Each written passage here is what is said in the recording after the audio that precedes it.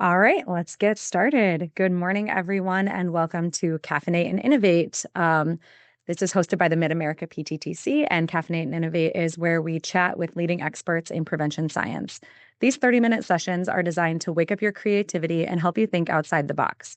If you've got a question brewing, feel free to drop it in the Q&A at any time during our session today. And if you'd rather ask your question out loud, we will have some time at the end where you can unmute and jump into the conversation. If we don't get to every question, I will send a follow-up to Dr. Brown to get his responses after today's session. Welcome, Dr. Randy Brown. It's great to have you with us today. Yeah, thanks for having me. Yeah. Excited to be here. Can you start by just telling us a little bit about yourself and your work? Sure.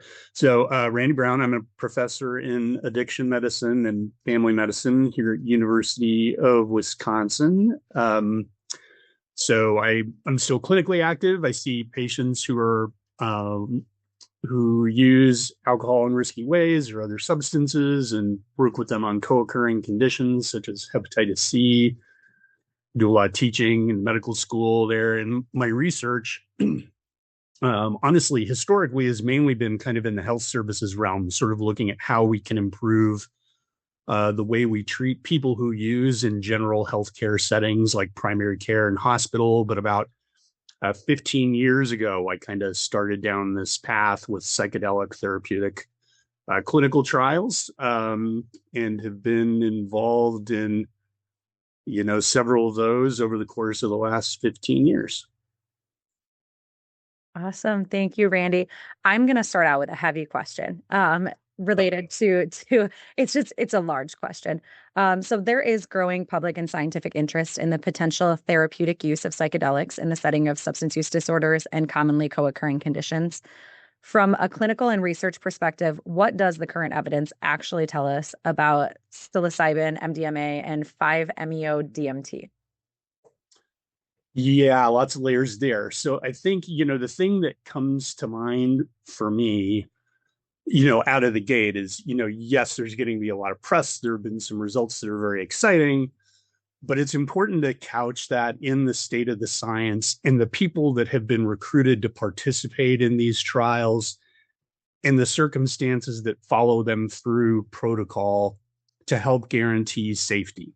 So there are a lot of exclusionary criteria around participation that include primarily mental health concerns. So individuals with a history of psychotic disorder, and even until somewhat recently, even a second degree relative with psychotic disorder have been excluded from these trials.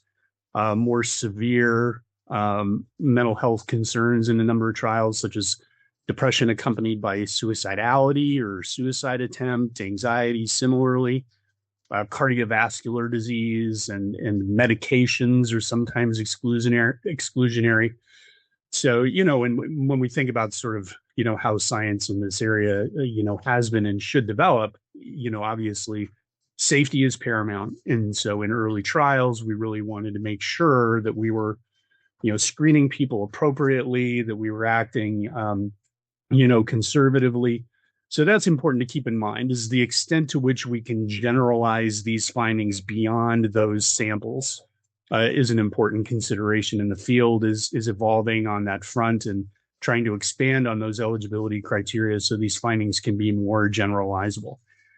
I think the other thing that's really important to note is, we're not talking about handing someone a handful of psilocybin or 5-MeO-DMT, having them go home and take it, right? These are trials where there's all this psychological and medical screening. There are mental health professionals, typically a dyad, that are assigned to them that do work with them to do some of these assessments, to establish rapport, to gain insight into their expectancies around dosing sessions, that supervise them during the course of the dosing session, and that are doing more work with them after to help them assimilate their subjective experience, into life going forward, and how it may impact their mental health and behavior. So, given all of those caveats, though, there really have been some exciting results. Maybe one of the more exciting is MDMA in the setting of PTSD. We participated in that study, was published in Nature Medicine here about 2 years ago now, that had a sample of individuals, multi-site international study with severe PTSD on average. And not only was there a statistically significant improvement in their symptomatology on validated measures, the mean experience was moving from PTSD to no longer meeting criteria for PTSD. So that's pretty dramatic. Um, Similarly, with psilocybin for depression, results have been pretty impactful. And those are a couple of the primary areas where there's been enough of a volume of participants going through, where excitement is developing. FDA approval for the depression indication will likely be in the next couple, 3 years for psilocybin. MDMA also received breakthrough status in the setting of PTSD. Still work to be done there. And you mentioned 5-MeO-DMT. So those studies have gotten through phase 2, and they're working on phase 3 launch this year. So the hope is, and that's in the study of treatment-resistant depression.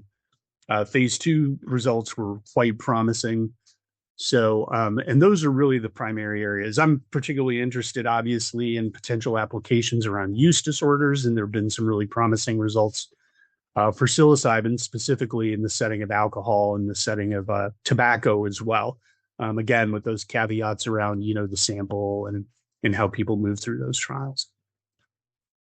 Awesome. Thanks, Randy. What results can be expected immediately in the short and medium term? So that's been really fascinating as well, because again, we're talking about a framework for the utilization of these compounds that isn't taking them every day all the time the way one does an antidepressant or anti-anxiety medication. The idea is these isolated supervised treatment sessions, 1 to 2 typically, though sometimes 3, in these studies. And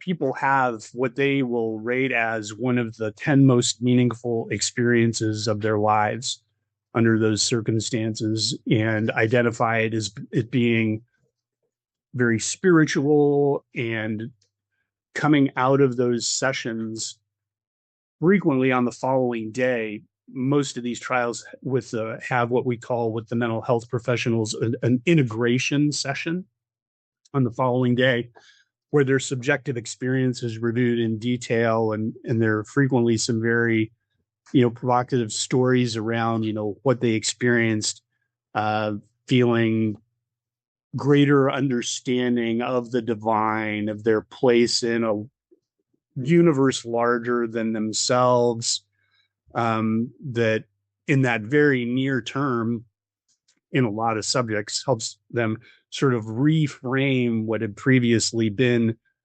rigid pathways of thinking that frequently go along with some of these disorders, be it substance use, depression, or anxiety.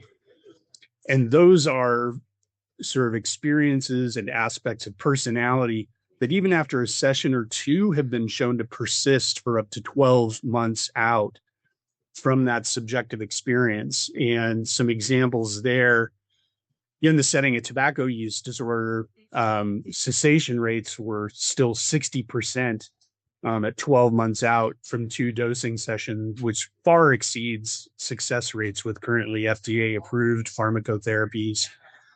And so far as more proximal kind of measures of how someone might do in terms of resisting relapse to use, there are interesting findings when different kinds of personality inventories are looked at, where aspects of personality that typically had been thought to be more or less immutable shift toward, say, greater openness to new experience, greater sense of sort of charity and compassion and things like that, that again, after these sessions, often demonstrate changes that persist for 6 and 12 months after. Thanks, Randy. That's really awesome to hear. And I know there's not a ton of long-term data, so I'm curious to see where this will head. I know you don't have that answer for me, but it's exciting to know that it's showing promise in the short and midterm. Um, I know you touched a little bit on FDA approval for certain substances. How far are we realistically from these therapies being widely available in clinical settings? That's a great question. And while FDA approval is likely close to on the horizon for psilocybin for depression and perhaps MDMA for PTSD, there are considerations around its implementation that still really need to be ironed out, where we need to move from these clinical efficacy trials to, your hybrid designs around examination of implementation as well as effectiveness. Because as you might imagine, there are concerns around, is Medicaid going to pay for two doctoral level mental health professionals to be in a room with someone for 8 hours? And a lot of us think, well, maybe not. And so there's a lot of thinking around, okay, how do we move from that model, which again was put in place with very specific reason to guarantee safety, right? Like that's why we've been doing things that way. And now the time is sort of coming where we need to be again sort of thinking actively about that implementation. How can we modify some of what we've been doing by way of assessment and supervision to make these modalities more clinically practical? Um, should we be restricting it to, residential or inpatient settings? And, if we're going to do it outpatient, what does that on ramp look like? Because obviously, if these are therapies that are helpful for some of these really common and disabling conditions, we don't want it to be limited to boutique treatment centers that are only accessible by the well-resourced. Um, and then as far as in terms of, I know that you said your trials are pretty limited in terms of co-occurring disorders, other things that are going on. Do you see more research with a broader sample, or will that happen or not happen, I guess, in the clinical setting? So you talked about people who have, relatives who have it's psychotic disorder, I believe is what you said. So is that potential, like, are we going to research further with multiple conditions or other conditions, or is it going to probably stay in this more restricted access? Yeah, well, and the FDA has stuff to say about that, right? Like, so, and it, and part of the consideration now, really, until the last 3 to 5 years, the primary funders, the primary sponsors for this work was not NIH or other federal agencies. It was private nonprofits, Lycos, formerly known as MAPS, and USONA Institute. And so they, sort of given relatively more limited funding, they were pretty laser focused on FDA approval, right? And in leading up to FDA approval, there are very strict guidelines around this inclusion and exclusion. And so that's kind of why we've been where we are in that space.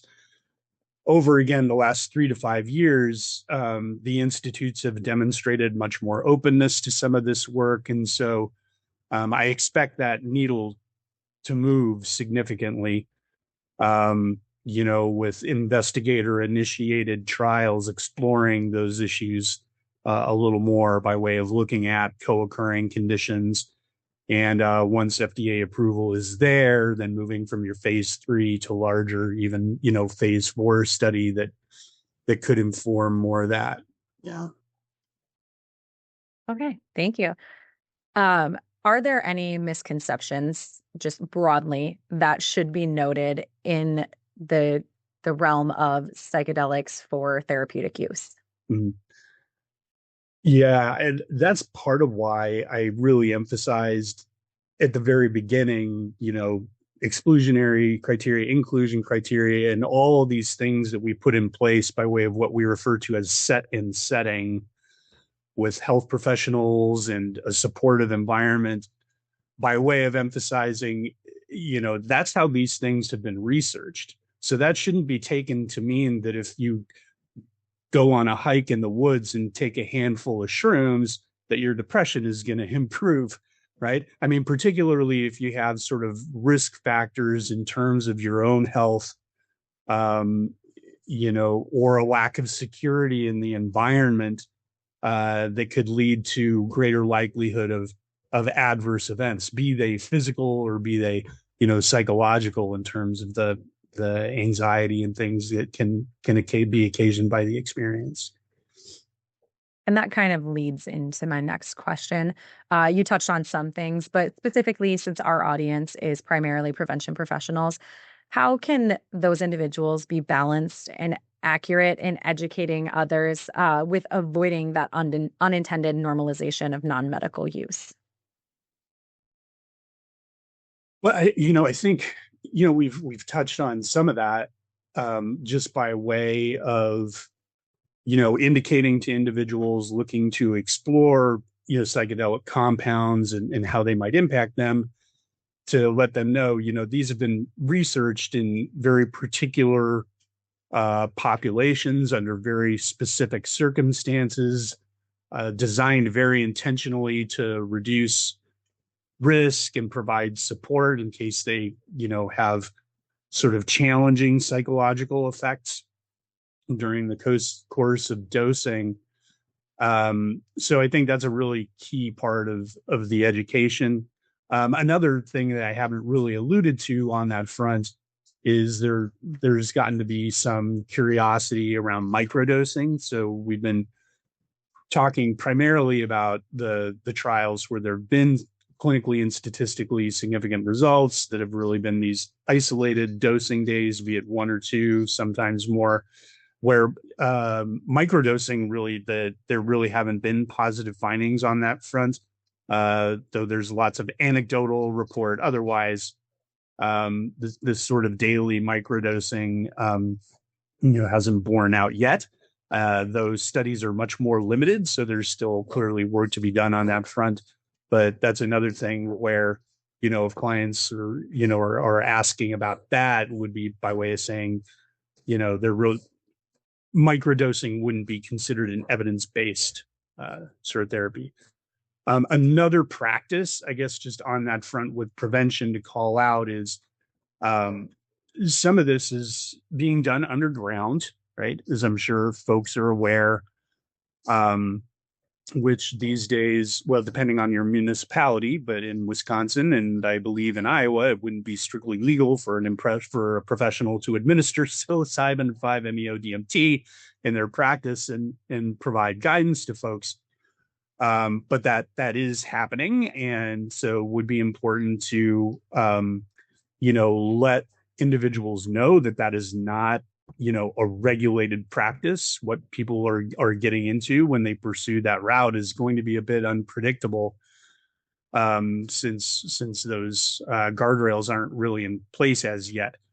Another model for that's out there. There are some mental health professionals that engage in counseling practices in this space where, if someone has taken a psychedelic compound, had an experience recently, or in some practices, or is in the throes of a thing like that, then they can meet with the therapist, the professional, to talk about that experience and try to integrate it after the fact.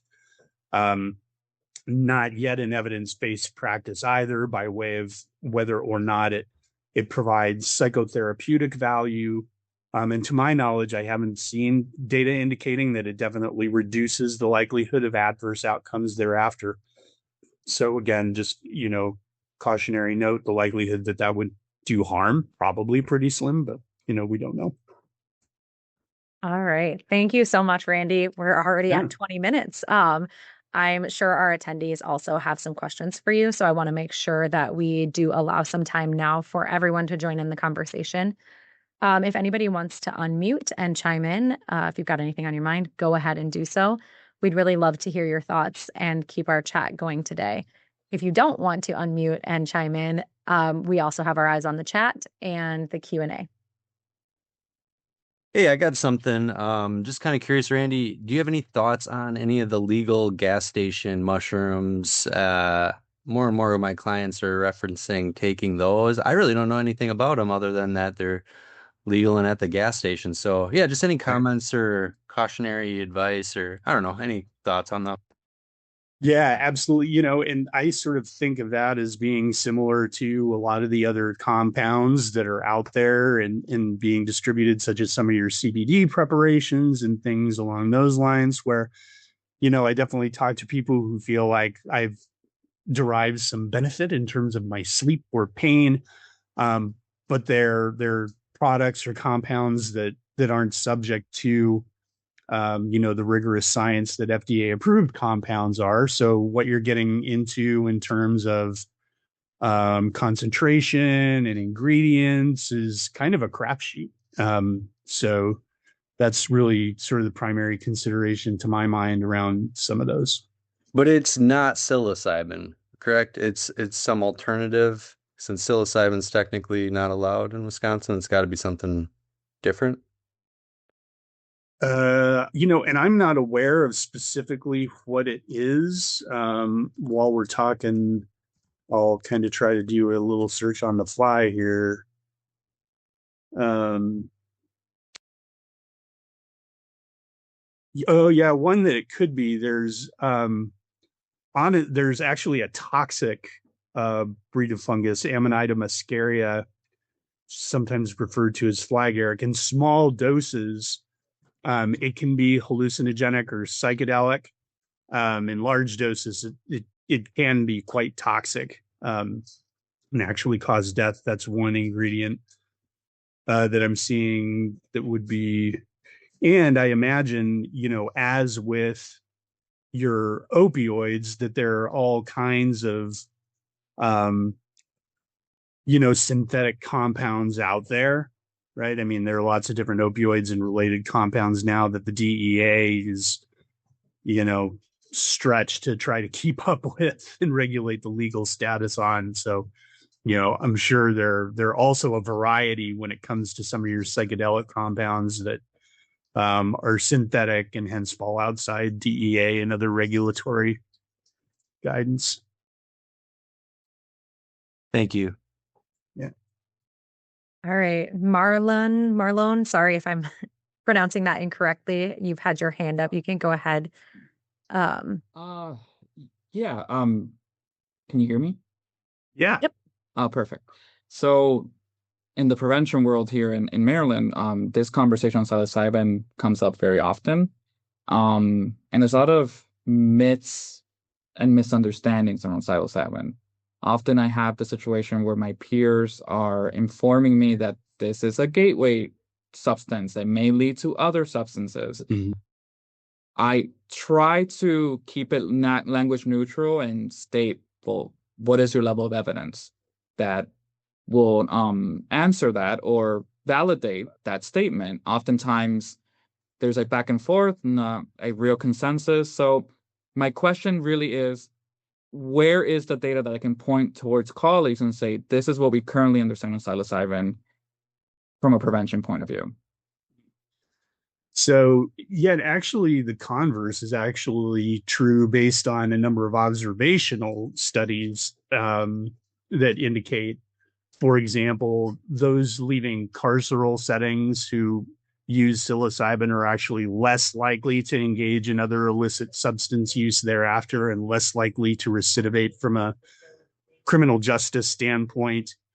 And in the hundreds of participants in psychedelic clinical trials, the development of other use disorder is unheard of. I mean, a criticism there, of course, is the period of observation during the course of those studies, being, limited to 2 years or less, but still, getting out there for some of those studies where the development of use disorder has not been seen as an adverse outcome subsequent to participation in those trials. And yes, I can dig up references and send those to you, Tess, to give folks some examples around what that looks like in terms of other use risk after psilocybin. And again, the therapeutic value that psilocybin has had in some studies of people with use disorders. That was going to be my follow-up question. A curated list of these peer-reviewed research articles that can definitely center the conversation on the evidence rather than on current understanding. Right. Perfect. Yeah. Once I receive those from Randy, I will send them out to anyone who was in attendance today.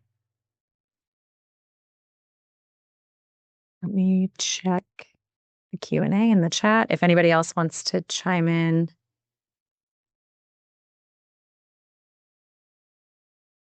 You can go ahead. It sounds like a lot of people are looking for those resources. So that's going to be a great addition. Thanks, Randy.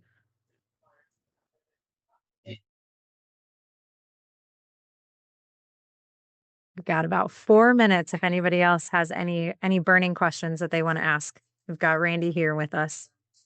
I'm going to jump in if I can. My name is Stacey. I'm with the North Bay Valley Community Coalition in Iowa. So I think the first thing that I just want to kind of say is listening to the last comment.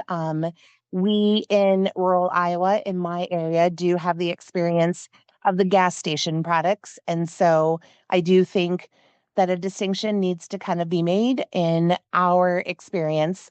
You know, those products and the ones that are being purchased, we are seeing those as a gateway to other products.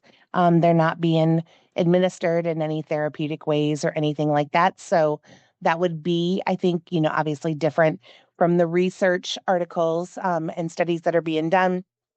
My question is, can you speak a little bit about the control group of the studies?